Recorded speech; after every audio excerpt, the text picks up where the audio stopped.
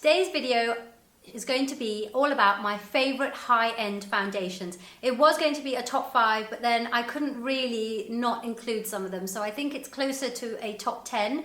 But let's just get started with my current favorite, and that is the newest launch from Yves Saint Laurent, and this is the YSL Youth Liberator Serum Foundation. I have talked about this in a couple of my other videos, so I will link those down below if you would like to see them.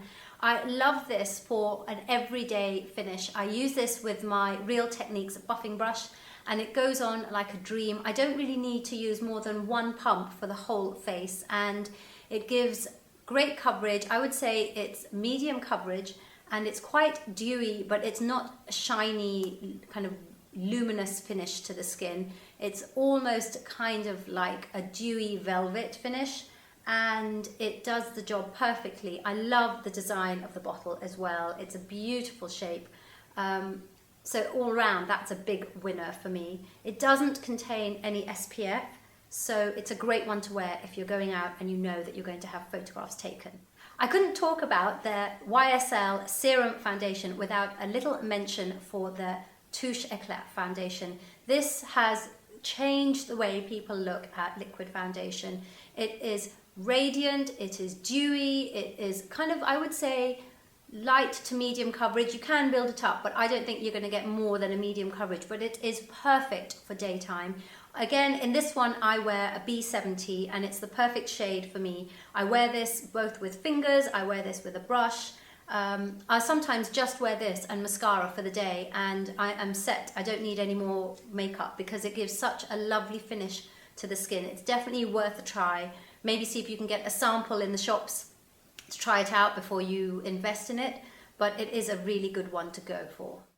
Next up, it's an old favorite of mine. This is the Hourglass Veil. It's a fluid makeup. It's oil-free, so it's great for oily skin girls, and it has SPF 15 in it, so it's great for everyday use. I do think that this one goes on better with a brush than it does with your fingers, and when I put it on the back of my hand, it does look a little bit dirty. It doesn't look quite right, but then once it's buffed into the skin, it looks fabulous, and it stays on all day, especially if you wear it with the Hourglass primer as well. I wear this in the shade 05, and that's called Warm Beige, and it's great for me whether I'm in the middle of winter or in the middle of summer, so I think it has really great forgiving qualities in it, as long as you blend properly with your brush. So just as I was trying to count my 2 YSL foundations as one, I think I'm going to try and get away with calling this one choice. These are the By Terry Cover Expert and Sheer Expert foundations. And just as the name suggests, the Cover Expert will give you much more coverage. The Sheer Expert is obviously less coverage. I tend to wear the sheer coverage on a daytime kind of usage. It smells divine, just like all the By Terry products. It's infused with so much skincare and that rose scent that her products are famous for. Of the two, I would say that Cover Expert is my favorite. It is my go-to foundation if I'm going out in the evening, if I'm going to a black tie event or a formal do, and I know that my makeup has to last all night.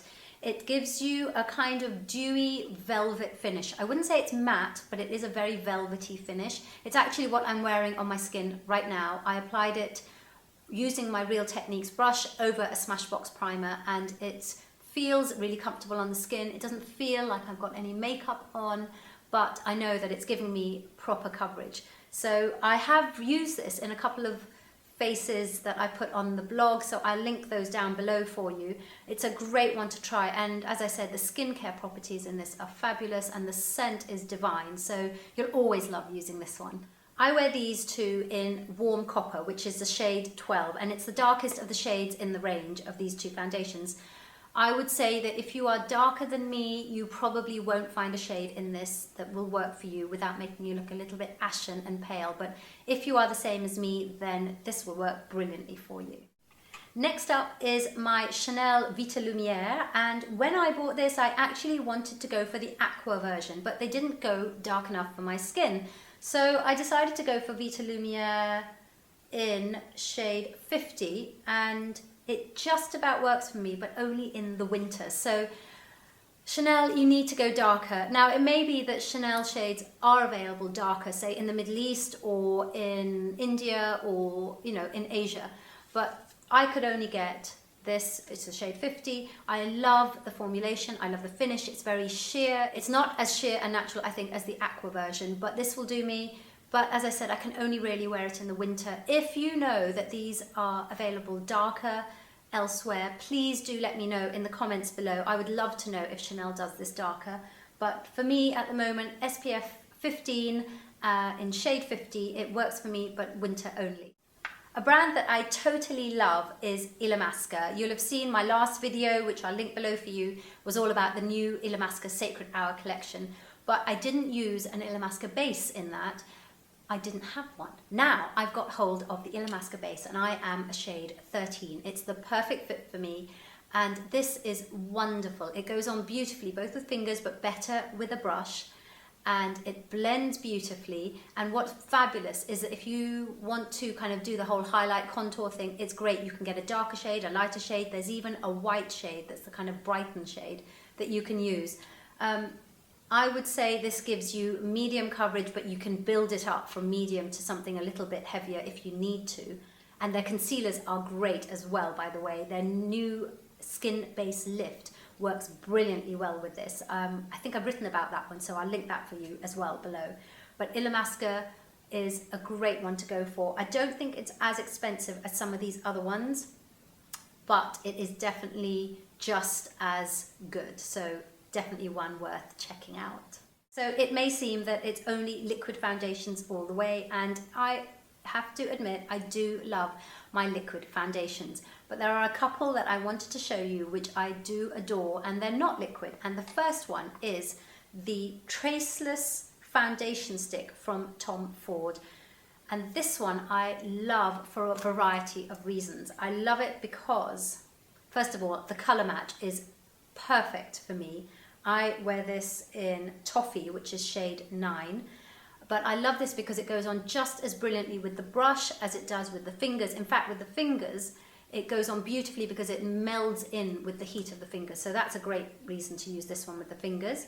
I love it because I can also just use a really pointed little detailer brush and use it almost like a concealer in kind of the areas where I need a little bit more help around here.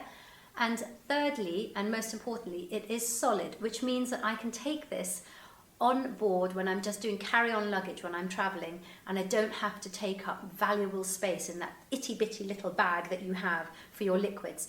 So it's great for all those reasons. Couple more that are not liquid foundations, and they are from Bare Minerals. If you haven't tried them, they are loose powder foundations that you use with a brush and you literally just buff them into your skin. And I love these. I started using these about 7 years ago, and every so often I tend to go back to them because there is nothing like the finish that they give. And keep looking down because I'm just checking the shades. I wear these two, which is golden tan and warm tan, and it just depends on the colour of my skin at any time during the year. If you haven't used them, I'll show you what they're like. They come like this in a pot, and you kind of turn this top layer around and you reveal some little holes, and you literally tap out some of the loose powder into the top of the pot. You swirl your brush around inside, and then you literally tap off any excess and buff it into your skin, and you will never look like you're wearing too much makeup. You can literally do it with your eyes closed and no mirror. I think it's really easy for people actually who've never used makeup before or who are a bit scared of foundation. So those I would always recommend. They also have an SPF 15 in them. It's a natural SPF, so that's really good. And I also find that whenever I use them, my skin condition actually improves. So I don't know if it's because of the minerals in it or the mineral complex or whatever, but it actually improves any conditions in my skin. So that's always a bonus as well. But if you are a loose powder phobe, then Bare Minerals have put them into a pressed compact, and this is from their Ready range. So they are much more portable, obviously. I wear this in R410, which is perfect. You apply it slightly differently, but the girls at the Bare Minerals counters are brilliant at showing you exactly what to do and how to do it. This gives a little bit, I think, a slightly heavier coverage if you want it. You can build up the coverage with the loose powders as well, but this starts off, I think, slightly heavier, so it's always a good one to go for if you need a bit more coverage. And lastly, back to the liquid foundations. This is my most recent purchase, and this is the Luminous Silk Foundation from Giorgio Armani. And I couldn't talk about this without a little nod to Amelia, who raves and raves about this on her blog, and with good cause. It is absolutely beautiful. It goes on literally like silk. You don't look like you're wearing lots of makeup, but you do have perfect coverage, and it evens out the skin tone without having to kind of go over various areas of your face. I do use it with a brush. I find it goes on brilliantly with my Real Techniques buffing brush, and it doesn't have SPF. So yet again, if you're going out and you know you're going to have flash photography, it's a great one to wear because you don't get that kind of flashback on your face, so you look ghostly and pale and white in the photograph. So that's a good one to go for. I wear this in shade 9, which is really a perfect colour match for me, and it's worked for me through the summer and through now as I'm losing my tan. So another good forgiving foundation.